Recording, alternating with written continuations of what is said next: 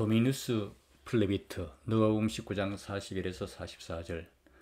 감람산에서 예루살렘으로 내려가다 보면 깎아지른 것 같은 기드론 계곡 너머에 자리 잡고 있는 한 도시를 볼 수 있습니다. 그곳에서 좀 더 내려가면 벽으로 둘러쳐진 예루살렘을 조망하기에 적당한 장소가 나옵니다. 예루살렘 성전과 비슷한 높이에 자리 잡고 있는 이 장소에서 우리는 예루살렘 성전을 가장 아름답게 바라볼 수 있습니다. 바로 이곳에 도미누스 플라비트, 주님이 우셨다 교회당이 서 있습니다. 기독교의 첫 교회당이라 할 이 교회의 건물이 기원 후 5세기에 이곳에 건축된 것입니다. 누가복음이 서술하고 있는 그 장면을 바로 이 장소에서 매우 리얼하게 상상해 볼 수 있습니다. 왜냐하면 이 장소에서 경험할 수 있는 예루살렘 성전의 각별한 아름다움이 우리로 하여금 예수님의 눈물을 이해할 수 있도록 하기 때문입니다. 복음서들은 예수님의 감정 변화에 대해서 거의 보도하지 않습니다. 예수님이 우셨다는 표현이 두 군데 있지만 웃으셨다는 표현은 단 한 곳도 없습니다. 그렇다고 해서 우리는 예수님이 결코 웃지 않았다고 생각할 필요는 없습니다. 복음서 기자들이 보도하지 않았을 뿐입니다. 복음서들은 예수님을 이 땅에 내려온 신인, 즉 인자로 묘사하고 있습니다.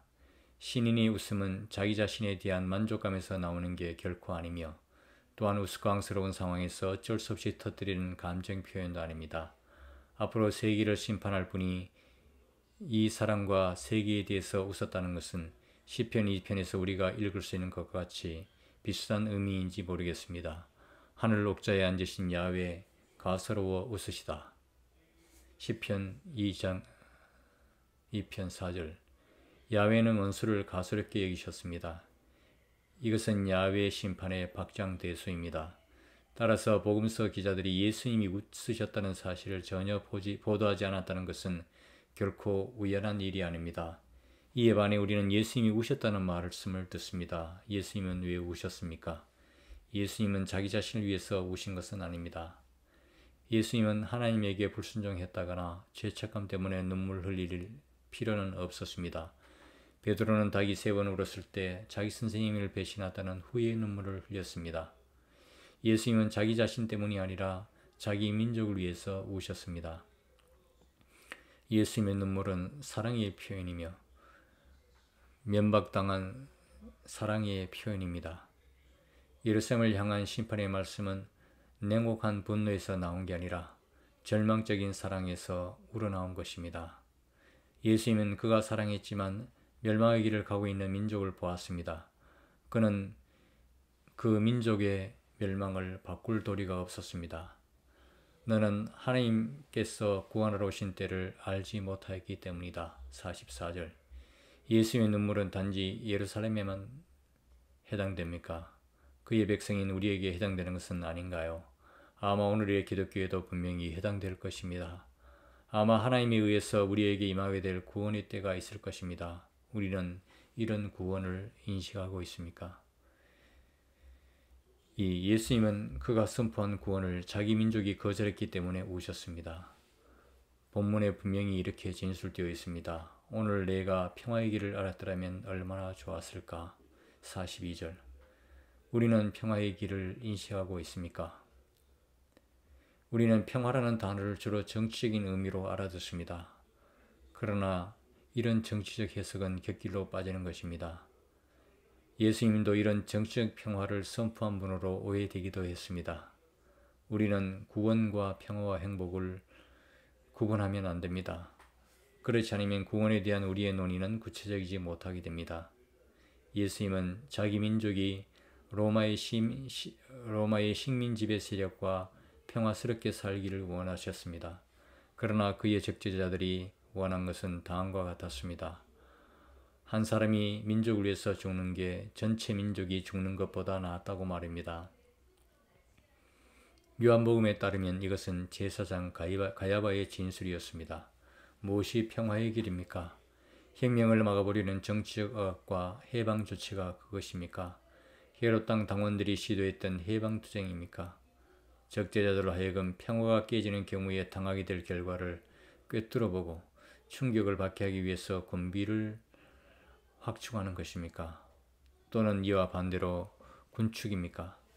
이미 획되고 있는 평화마저도 훼손될 수 있는 모험을 수반한 일방적인 군축 말입니다.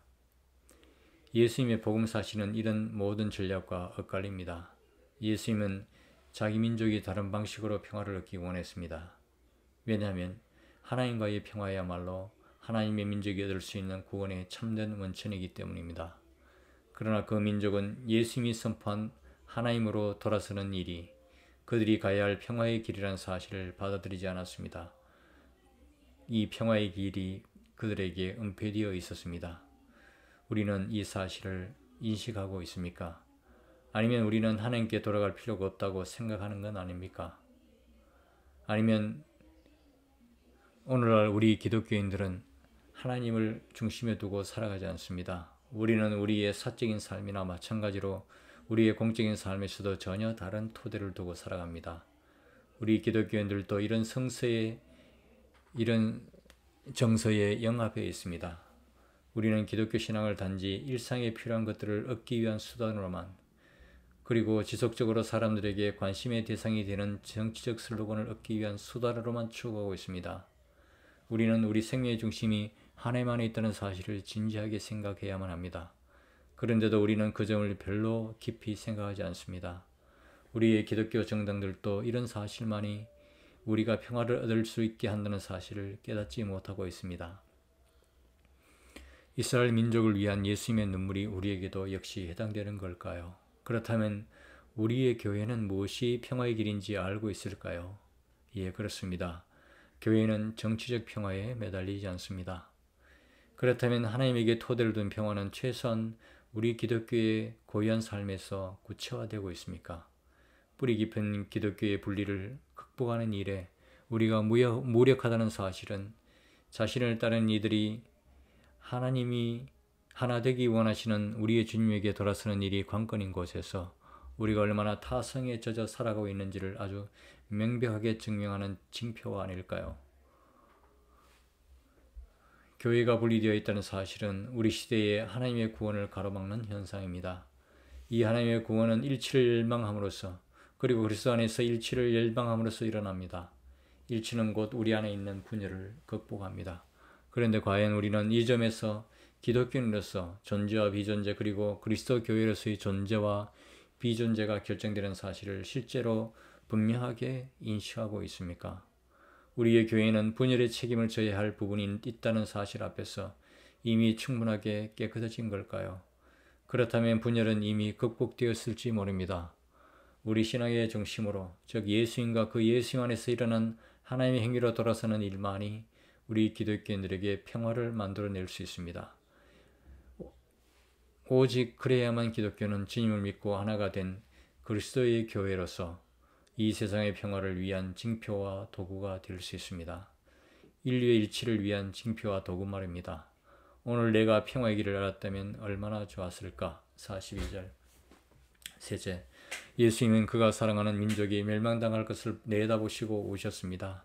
이제 내 원수들이 돌아가며 진을 쳐서 너를 에워싸고 사방에서 쳐들어와 너를 쳐부수고 너희 성 안에 사는 백성을 모조리 짓밟아 버릴 것이다. 그리고 성 안에 있는 돌은 어느 하나도 제자리 위에 얹혀있지 못할 것이다. 너는 하나님께서 구원하러 오신 때를 알지 못하였기 때문이다. 43절 44절. 이 말씀에서 우리 기독교는 예루살렘이 기원 후 70년 로마에 의해서 정복된 사실을 예상할 수 있습니다. 예루살렘과 성전에 대한 비슷한 예언이 복음서에 몇 군데 더 있습니다. 이 예언이 과연 예수님과 직접 연관되어 있는지 의심스럽게 생각하는 사람도 있습니다. 왜 예수님은 성전과 도시가 멸망하려는 예언을 말씀하시면 안 된다는 것일까요? 예수님은 그 도시와 민족의 역사적이고 정치적 운명이 전적으로 하나님을 향한 태도에 달려있다고 분명하게 생각했습니다. 옳습니다. 만약 이스라엘 민족이 예수님의 복음 사신에 귀를 기울였다면 순교적 방식을 택한 젤롯 땅의 망상을 따르지 않았을 것입니다. 젤롯 땅은 하나님의 나라를 폭력으로, 즉 로마의 억압으로부터 민족을 해방시킴으로써 견인해 내려고 했습니다. 근대 세계는 종교와 정치, 그리고 하나님 신앙과 전체 국민의 역사적 운명 사이에 있는 이런 연관성을 망각했습니다. 하나님 신앙이 사적인 문제일지 모르는 착각에 빠지게 되면 국민들은 이데올로기에 귀속됩니다. 또한 국가에 대한 예수님의 복음 사신이 배척당하면 국민들은 결국 나라를 대파국으로 몰아가는 젤로 땅의 뒤를 따르게 됩니다. 넷째, 예수님의 눈물에는 자신의 사랑이 인간적으로 무력하다는 사실이 표현되어 있습니다. 요한복음에 따르면 예수님이 자기의 죽은 친구 나사로 때문에 베다니에 왔을 때도 이런 이유에서 울었습니다. 죽음 앞에서 갖게 되는 인간적 무력감입니다. 그러나 그 당시에 이런 무력감의 순간은 영이 예수에게 임하여 자기 친구를 다시 살릴 수 있는 능력으로 가득 찼을 때 순식간에 극복되었습니다. 그러나 예수님이 예루살렘에 들어오기 전에 가졌던 무력감은 그런 것과 달랐습니다. 예수님은 예루살렘에서 죽어야만 했기 때문입니다. 이 장면에서의 핵심도 결국 자기 연민이 아닙니다. 또한 죽음의 힘 앞에서 마을문이 막히는 현상도 아닙니다. 그것은 곧 보복하지 않는 사랑의 무력감, 즉 사랑의 행위가 받아들이지 않는 그 무력감입니다. 위대한 사랑과 높은 뜻의 노력이 그것을 받아들여야 할 이들의 고루한 적대 행위와 무감각 앞에서 파괴되었다는 말입니다. 예수님도 이런 무력감을 단순히 극복할 수는 없었습니다. 무력감의 고통은 감람사로부터 십자가에 이르기까지 지속되었습니다. 그러나 이 고통은 예수님을 체념에 빠지게 하지 못했습니다. 자신의 사랑이 무력하다는 고통 속에서도 예수님은 마지막 무력감에 이르기까지, 즉 죽음의 순간에 이르기까지 자신의 사명에 충실했습니다. 그 결과 예수님에게 생명을 가져온 다른 사랑이 그에게 왔습니다. 예수님 스스로 생명을 얻은 것은 아닙니다. 즉 예수님의 사랑의 무력감은 곧 파괴될 수 없는 하나님 사랑의 능력에 대한 징표가 되었습니다. 사랑이 배척당함으로써 무력감에 빠지는 곳에서도 사랑이 식지 않는다면 누가 그 사랑의 능력을 훼손시킬 수 있겠습니까? 이처럼 사랑의 무력감은 곧 사랑의 능력을 드러내는 징표가 될 수 있습니다. 즉 강압적이지 않는, 그러나 생명을 변화시키는 거룩한 능력의 징표가 될 수 있습니다.